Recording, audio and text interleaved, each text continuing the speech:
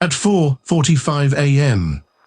on December 4, 1969, 14 Chicago police officers fired at least 99 rounds into a West Monroe Street apartment and received one in return. Fred Hampton was 21 years old. He had been asleep. The apartment at 2337 West Monroe Street was a two-story brick building in Chicago's West Side. Hampton had moved there with his fiancée, Deborah Johnson, who was 8 months pregnant. By the autumn of 1969, Hampton had become the chairman of the Illinois chapter of the Black Panther Party. He had organized a free breakfast program for children. He had brokered a gang truce between the Blackstone Rangers and the Disciples. FBI. Internal memos from that period described him as a potential messiah. That word appears in the documents. Someone typed it. Someone filed it. The FBI's COINTELPRO program had been running covert domestic operations since at least 1956. By 1967, the Black Panther Party had become a primary target. The program's stated internal goal, circulated in a bureau memo dated August 25, 1967, was to expose, disrupt, misdirect, discredit, or otherwise neutralize black nationalist organizations. The language was bureaucratic. The application was not. Across the country, FBI field offices planted forged letters, fabricated evidence, and paid informants to report on and destabilize their own communities. In Chicago, that informant was a young man named William O'Neill. O'Neill had been recruited by FBI agent Roy Mitchell in 1966. He was 18. He had been arrested for car theft and impersonating a federal officer. Mitchell offered him a way out. Over the following years, O'Neill rose to become the chief of security for Hampton's Chicago chapter. He attended meetings. He built trust. He was paid a monthly retainer and received a bonus of $300 following the December raid. Sometime in the weeks before December 4, O'Neill provided Mitchell with a hand-drawn floor plan of the apartment at 2337 West Monroe Street. The plan identified the layout of each room. It marked the location of the beds. The raid was conducted by a 14-man team from the Cook County State's Attorney's Office, led by Sergeant Daniel Groth. The stated purpose was to serve a weapons warrant. The team entered before dawn while the occupants were asleep. What followed lasted approximately 12 minutes. When it was over, Fred Hampton was dead. He had been shot twice in the head at close range. Mark Clark, the Peoria chapter captain who had been standing watch, was also dead. He had been shot once in the chest.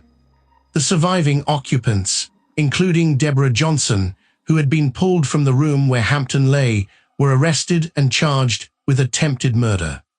Those charges were later dropped. The Chicago Police Department's initial account described a fierce gun battle. Officials stated that the Panthers had opened fire first and that officers had responded in kind. The exchange, they said, had been roughly equal. That account held for approximately 6 months. In 1970, a federal grand jury investigation produced a different picture. Of the approximately 100 shots fired during the raid, investigators determined that at least 90 had come from law enforcement weapons. The single bullet attributed to the occupants was likely fired by Mark Clark as he fell, a reflexive discharge from a dying man. The wall above the front door bore a cluster of holes from the inside. Police had described these as outgoing fire. Forensic analysis determined they had entered from the outside. The holes were going the wrong way. Hampton's body had been removed, and the apartment opened briefly to the public before investigators could fully document the scene. Visitors walked through. Evidence degraded. A subsequent investigation found traces of Hampton's blood on a bedroom doorframe at a height inconsistent with a standing man. The Church Committee convened in 1975 and presented its findings to the Senate the following year. It was the most comprehensive congressional examination of domestic intelligence operations in American history. The committee found that the FBI had systematically used disinformation, forged correspondence, and paid infiltrators to destroy organizations it deemed subversive, not through prosecution, but through internal collapse.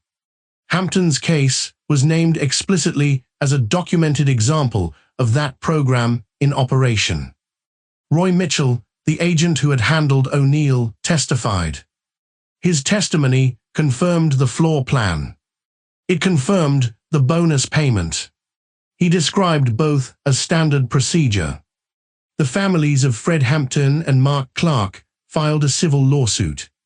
It took 13 years to resolve.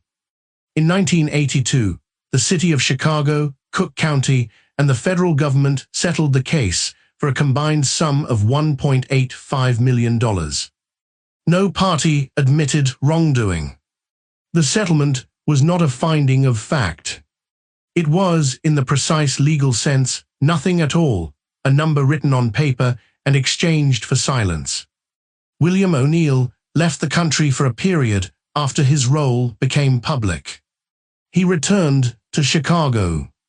On January 15, 1990, he gave a long interview to the public television documentary series Eyes on the Prize. That same night, he walked onto the Eisenhower Expressway and was struck by a car. The coroner ruled it a suicide. He was 40 years old. Roy Mitchell retired from the FBI. He died in 2000. The floor plan O'Neill drew has been reproduced in court documents, in congressional testimony, in historical archives. It is a simple pencil sketch. Rectangles for rooms. Lines for walls. A small mark where the bed was. The settlement required no one to say what the money was for.